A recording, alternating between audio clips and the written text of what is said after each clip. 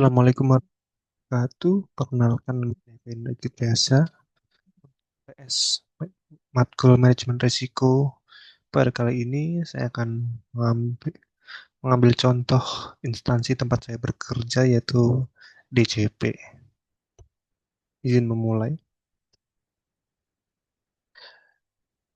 DJP sendiri adalah unit organisasi pemerintahan di lingkungan Kementerian Keuangan Republik Indonesia yang bertugas merumuskan dan melaksanakan kebijakan serta standarisasi teknis di bidang perpajakan. DJP berperan sebagai pelaksana utama sistem administrasi perpajakan nasional, mulai dari pelayanan, pengawasan, pemeriksaan penagihan, hingga penegakan hukum di bidang perpajakan. Ruang lingkup manajemen risiko di Direktorat Jenderal Pajak ini sendiri, DJP memiliki sistem pengendalian internal pemerintah atau SPIP yang bertujuan untuk satu, menjaga pencapaian target penerimaan pajak, menjamin kepatuhan wajib pajak, melindungi integritas pegawai dan institusi, serta menjaga kepercayaan publik. Ruang lingkupnya meliputi risiko strategis, yaitu kebijakan perpajakan, serta target penerimaan. Risiko operasional meliputi pelayanan, pemeriksaan, serta penagihan. Risiko kepatuhan dan hukum, risiko teknologi informasi, serta risiko reputasi dan tata kelola. Manajemen risiko pada DJP tidak hanya bersifat teknis, tetapi juga strategis dan kultural. Klasifikasi risiko di DJP yaitu risiko strategis, yakni ketidaktercapaian target penerimaan, perubahan kebijakan fiskal dan regulasi, serta resistensi wajib pajak terhadap kebijakan baru. Di risiko operasional yang meliputi kesalahan administrasi perpajakan, keterlambatan layanan, serta human error pegawai. Dalam risiko kepatuhan dan hukum, klasifikasi terjadi dari sengketa pajak, gugatan hukum, pelanggaran kode etik pegawai. Di risiko teknologi informasi, yaitu gangguan sistem Cortex, kebocoran data wajib pajak, serta serangan cyber dari eksternal. Sedangkan di risiko reputasi, yaitu contohnya adalah kasus pelanggaran pegawai serta persepsi publik terhadap keadilan pajak.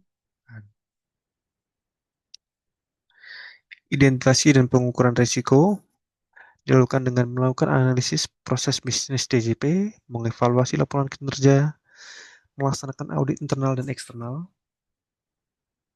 serta melalui pengaduan masyarakat, hasil pemeriksaan dan pengawasan, dengan tujuan adalah mengidentifikasi kejadian yang dapat menghambat tujuan organisasi. Dalam hal pengukuran risiko, setiap risiko diukur berdasarkan kemungkinan, likelihood, serta dampak impact jika terjadi risiko tersebut.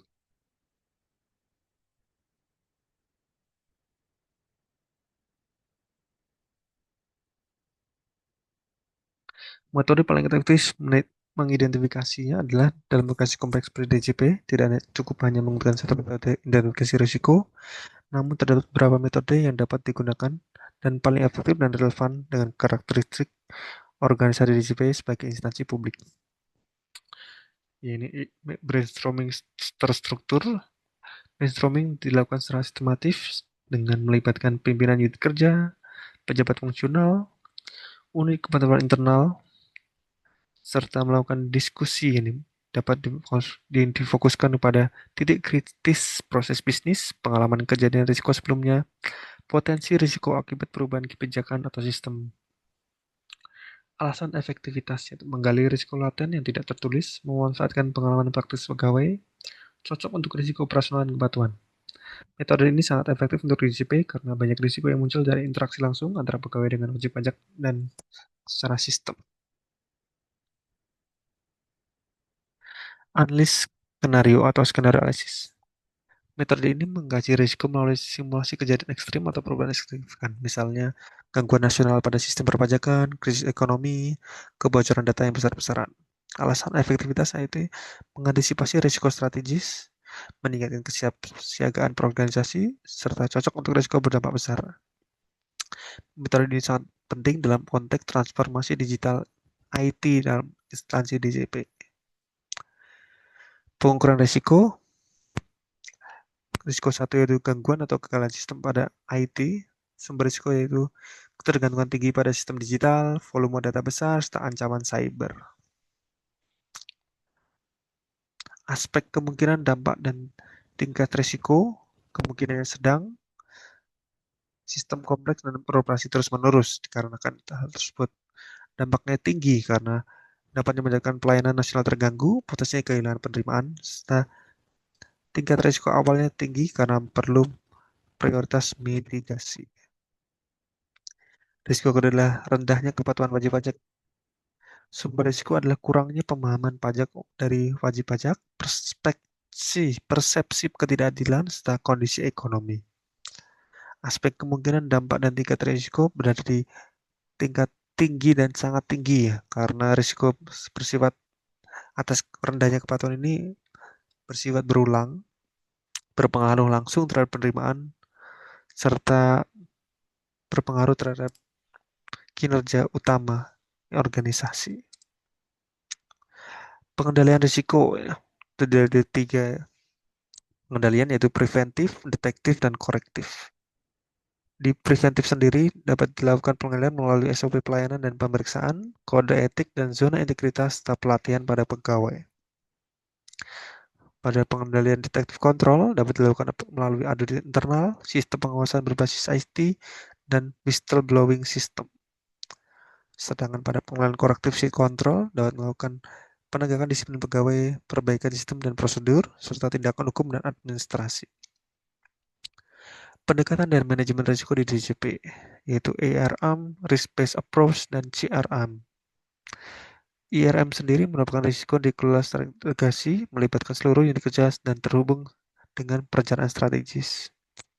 Dalam risk-based approach, pemeriksaan dan pengawasan berbasis risiko. Melakukan segmentasi wajib pajak atau risk profiling serta alokasi sumber daya lebih efisien. Sedangkan dalam CRM sendiri, risiko dievaluasi secara berkala dan membuat adaptif terhadap perubahan lingkungan. Analis kualitatif dan kuantitatif risiko.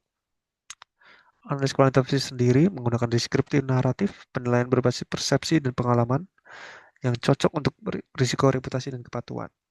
Contoh risiko analis kualitatif adalah risiko menurunnya kepercayaan publik akibat kasus pelanggaran pegawai. Di akun analisis kuantitatif, menggunakan data numerik, estimasi potensi kerugian finansial, dan cocok untuk risiko penerimaan dan operasional. Contoh dari analisis kuantitatif adalah potensi kehilangan perpajakan akibat keterlambatan penagihan. Instansi DJP mengombinasikan kedua analisis ini untuk menghasilkan keputusan yang objektif dan komprehensif. Kesimpulan, manajemen risiko di DJP bersifat strategis, sistematis, dan berkelanjutan. Mendukung pencapaian penerimaan negara, menjaga integrasi institusi dan kepercayaan publik, serta menjadi fondasi utama dalam tata kelola pemerintahan yang baik atau good governance. Sekian dari saya. Wassalamualaikum warahmatullahi wabarakatuh.